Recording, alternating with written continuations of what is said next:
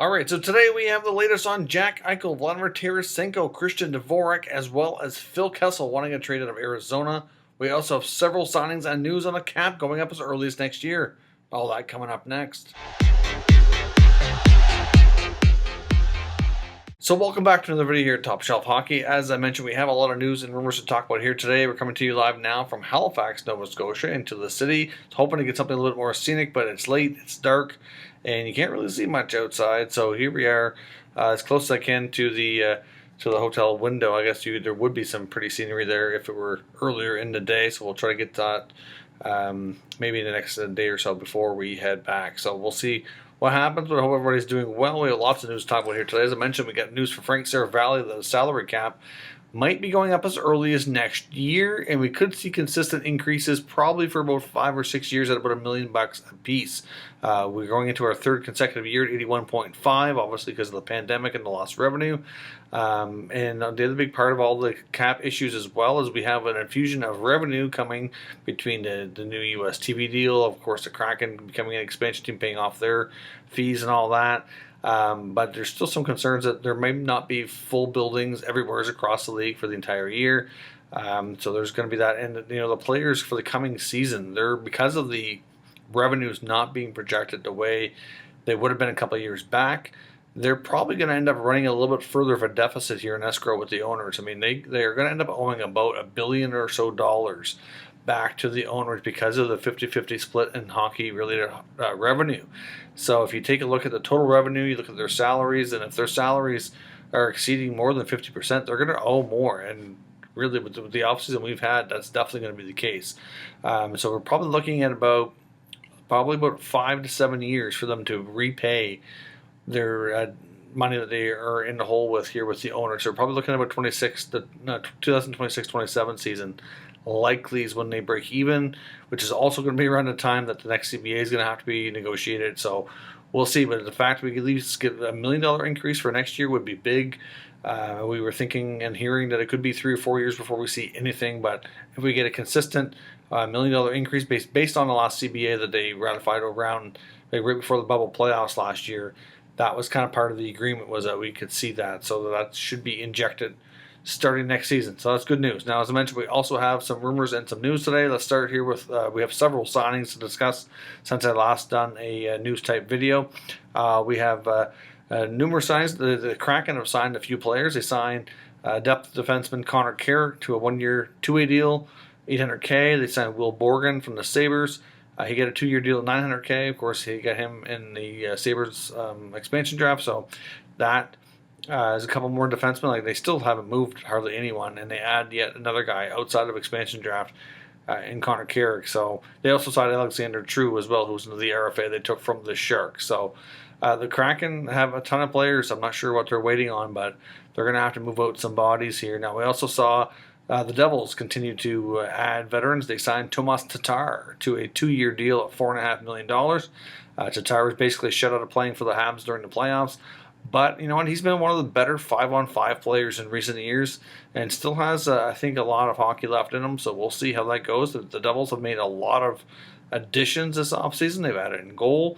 They've added in the blue line. The blue line's way different and should be better by a fair bit of margin here. And then, of course, added some interesting forwards as well. So we'll see how good they are. I mean, the last time we saw the Devils do this, they did make a playoff run, but then fell right back out. So we'll see if they can hopefully get some more sustained improvements there. But Tatar should be a good fit with those young players.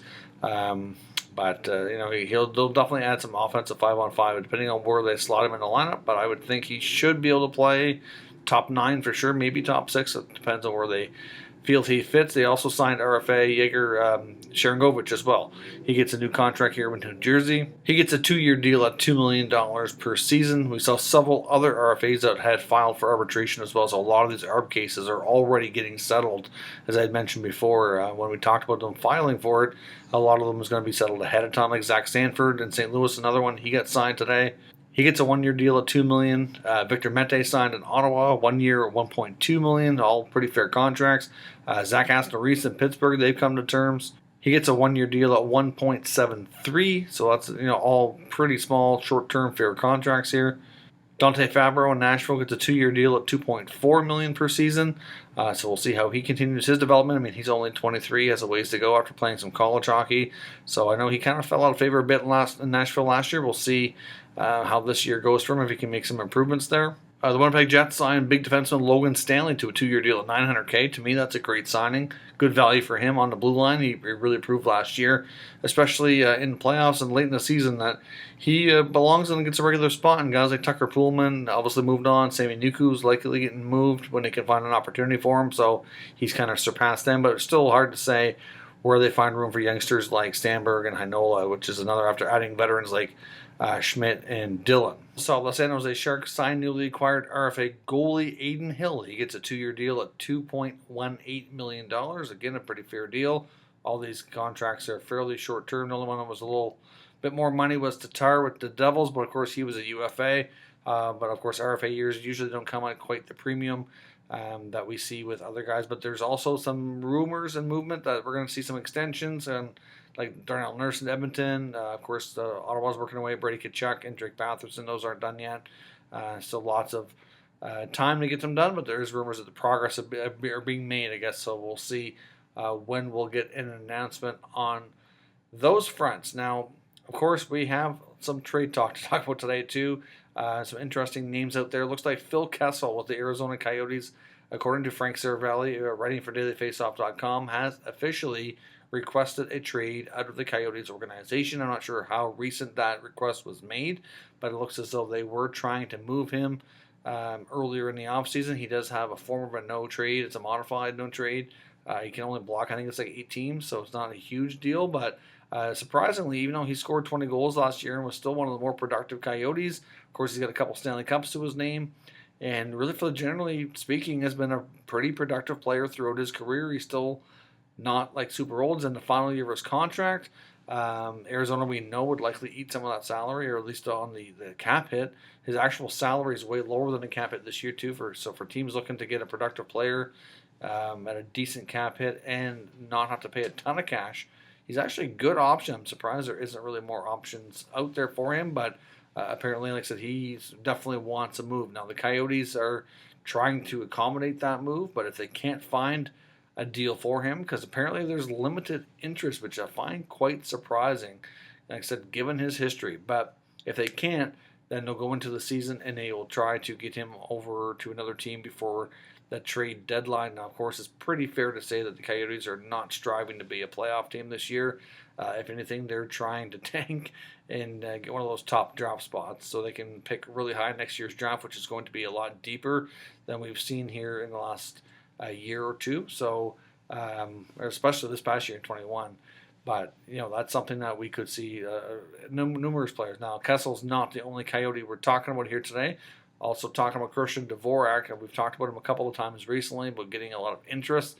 So he's got 4 years left on his deal, reasonable contract, really developed into a pretty solid two-way center who can, a good checking center who can pitch in on some offense. And he's getting a lot of interest. Apparently, there was a lot of talks between the Coyotes and the Sharks. The Sharks are super interested. We mentioned that Boston was in there and had kind of kicked tires. I don't know how serious they are from what I'm hearing on them, but they certainly had limited interest at least.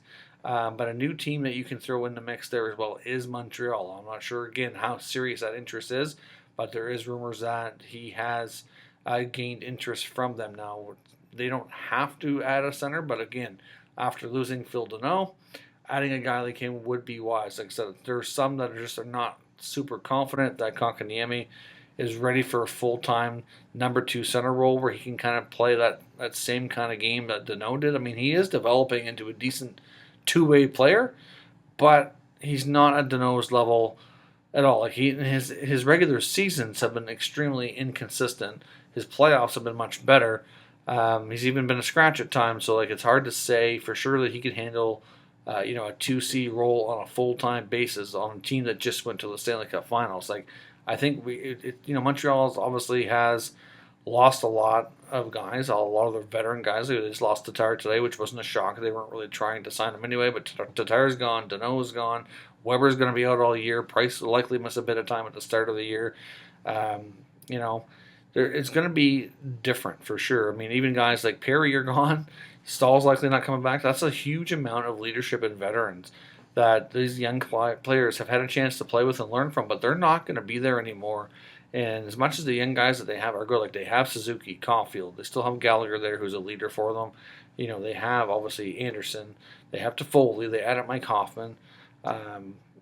Jake Evans is turning into a decent, role player for them as well. Kotkaniemi's got his moments too. Like, not saying he's not a strong player. It's just it's hard to put him in that full-time role. Right off the bat here. So after the last couple of years, the way they've gone, so it wouldn't be shocking if they pull that off because they still have a lot of picks and prospects they could use as trade bait here as well. So I'm not sure what the Coyotes are looking for Dvorak. It's believed they're looking for at least a high-level prospect and probably ideally a first-round pick, but I think they might go with a second depending on the quality of the prospect based on what I was reading from a few sources here, including fourthperiod.com and Frank Cervalli. So we'll see what they do, but I mean, we had already talked about Dvorak before, but said we have new information to suggest that the Habs are at least kicking tires on him. Doesn't mean they're going to pull off a deal. I can understand why they'd at least explore it. It's going to obviously boil down the price, and we will see where things go. Now, quickly, I want to talk on Eichel, but not so much focusing on Eichel itself or himself, more so about the Minnesota Wild and the arbitration case that's going to be coming up for Kevin Fiala. Now, right now, the Wild have been a team that have been mentioned really from the get-go of being in on Eichel. We've heard them being in and out, but of course, like I said, you can't take that too seriously. Teams are going in and out of the conversations, and their level of interest is changing because of price. So, I have no doubt Bill Guerin would still love to do this deal, but is he going to get the price he wants from Kevin Adams is the big question. However, with the RFA case here with Fiala, things are, I'm not sure how this is going to go. This could get nasty, and he's likely going to get signed to a shorter-term deal.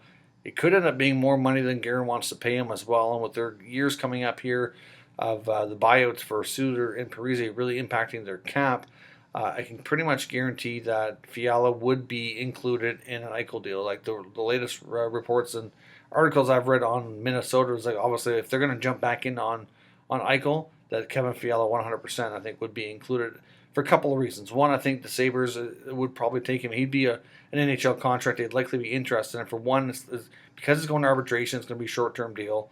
So there's that. He's a young forward who they can possibly build around, which is obviously a good asset, good help. And then, of course, like I said, the Wild will also have draft currency as well as guys like Boldy or Rossi they could consider putting in a deal like that if they want to get serious about it. But just the whole thing with Fiala in Minnesota appears to be, just not ending well. And some are already projecting that he may not be a Wild player for an extended time, depending on how this goes. Like I said before, for cases that do end up going through the arbitration case and actually go through the whole hearing and have the contract determined that way, the relationship does not end well, and it's usually within a year or two. So we'll see. And he's a good player, and like I said, would be somebody they'd part with in an Eichel deal for sure. But of course, when it comes to his teammate and fellow RFA, Kirill Kaprizov, there still doesn't appear to be a lot of progress made in that regard. But listening to comments from fellow Russian player Ilya Sorokin, who's an RFA with the Islanders, I saw an interview with him, and he was asked about the whole Russian factor of using the KHL as leverage and all that, and he seemed to downplay it, saying that really there's not too many guys that are really going to get away with using that because at the end of the day they're going to make way more money in the NHL, and it's really just a tactic that you hear about, but really isn't really something serious that they're really going to actually end up doing. So when you hear the reports about Kaprizov back to the KHL, because it is something we've talked about, because it has come up. I'm not going to say it's impossible or 100% not going to happen, but it's quite unlikely. But Guerin's got his handfuls there with those two players and the amount of money they're going to want. And so if he can pull off an Eichel trade, like I said, Fiala would be included. He's not going to deal Kaprizov if he can help it. He's just, to me, he's got too much star power and too much still untapped potential to really make that deal. Now, the other player I want to talk about today with trade rumors is Vladimir Tarasenko, still out there, one of the bigger names. Of course, him and Eichel are by far the top two guys that have not been dealt yet. It appears to be a 3-horse race for Tarasenko services from what I'm reading now, and it looks like it's all teams in the New York metropolitan area between the Rangers, the Islanders, and the Devils. But I think after seeing New Jersey make another signing today in Tomas Tatar, I think you can probably cross them out of the mix. Now, they technically still have the cap space, and assuming that they're going to trade at least one NHL roster contract out to the Blues in that kind of deal, they theoretically could do it. So I'm not going to say we can count them out for sure, but I think that Tatar signing certainly makes it less likely. I think that's fair, and I think the Islanders and the Rangers have been the front runners here. Now, of course, the Rangers are also in on Eichel, and they're not going to do both deals. There's definitely not. I think they would prefer to have an Eichel trade. Like they really would like to upgrade the center position and secure that down in the middle for the long term. They need to figure out what they're doing with Zibanejad. And if Eichel or another top center is coming in, then a guy like Strom's likely going out. So they got to sort that out. To me, that would be their preferred deal. But if it's not looking like they can get that done, they are in the mix to consider a Tarasenko trade as well. Of course, he's good buddies with Panarin and could certainly, if he can get back to playing and scoring 30, 40 goals a year, that would be huge for them, and they might be willing to take that chance. Now, I would have to wonder, though, bringing in another top 6 scoring winger like that, what's that going to mean for your young guys like Kakko and Lafreniere? I don't see them being included in a trade, at least you wouldn't think. But where does that put them in the lineup? Even a guy like Vitaly Kravtsov, too. So I don't know if I would really do that if I'm the Rangers, but to me it makes more sense, I think, to go with the Islanders. The Islanders are one of the front runners for this, and with all being so quiet and secretive on the Islanders side of things, with Lou Lamoriello doing his usual thing here, you have to wonder what's going on there. I mean, the Islanders are definitely a front-running team, and there has been talk that they might be willing to include a player like Josh Bailey, who I think the Blues would probably jump on. I mean, he's going to be, similar age, great production of him, consistent in the playoffs. Like, to me, I mean, there'd have to be other pieces involved, but if I'm St. Louis, I would at least be perked up to look at that, and we'll see what happens there. But those are the teams in the mix for Tarasenko services. I don't think we're really all that close to a deal yet, but the way things are going on Long Island and the secrecy and the lack of announcements coming out of the organization, it's like I've said a couple times, Lou's working on something. I think it's something big.